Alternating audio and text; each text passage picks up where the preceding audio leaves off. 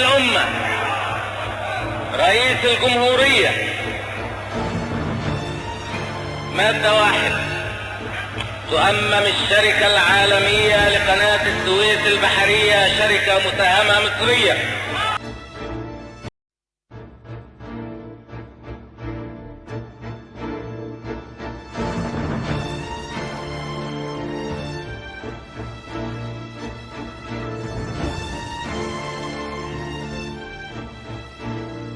Naval passageways in the world.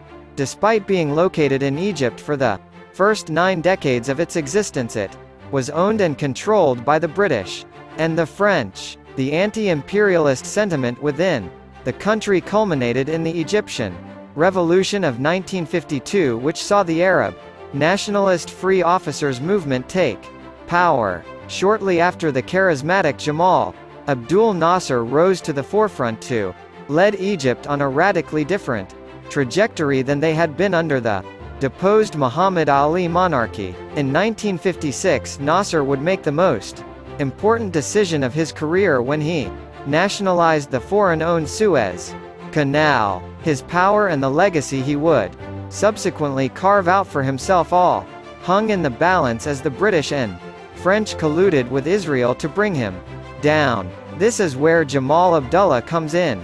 As part of the Free Officers movement, Nasser espoused Arab nationalist ideas that were assertive and antagonistic to imperialism. Upon assuming power, he had concentrated on improving the living standards of his citizens. So he embarked upon a wave of reforms that addressed land ownership, housing programs, and medical provisions. Considering his ideological outlook, he found it unacceptable that the Suez Canal was not owned by Egypt.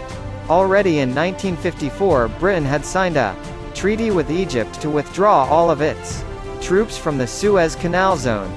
But in 1956, Nasser made the move he likely envisioned from the beginning. On July 26, in a speech in Alexandria, Nasser announced that the Suez Canal would be nationalized for Egypt's benefit. In the same speech, he had mentioned the name of Ferdinand de Lesseps several times. This was a pre-arranged code word for his forces to go in and take control of the canal. In addition to satisfying Egyptian concerns regarding sovereignty, the Suez's nationalization could provide the funds needed for his ambitious S1 dam project. Unfortunately for Nasser, the British and French refused to accept this. Nasser's action was to the detriment of their economic welfare, since the canal had become a vital conduit for the transport of Middle Eastern oil to Western Europe. Dejected by the lack of an American response to Nasser's nationalization, the British and French decided to go ahead and take matters into their own hands.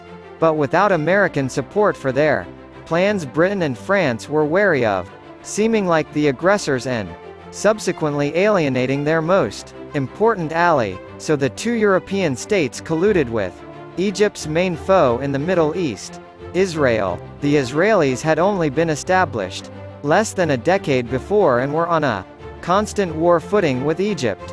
Nasser's Arab nationalism took an aggressive and adversarial position on the newborn nation-state. During his nationalization of the Suez, Nasser had closed the canal to Israeli ships and tried to block the Straits of Tiran and the Gulf of Aqaba, thereby choking Israeli maritime economic activity. The plan was for Israel to attack Egypt via the Sinai, at which point Britain and France would invade under the guise of trying to separate the two combatants. The war would last for 9 days, from October 29 to November 7.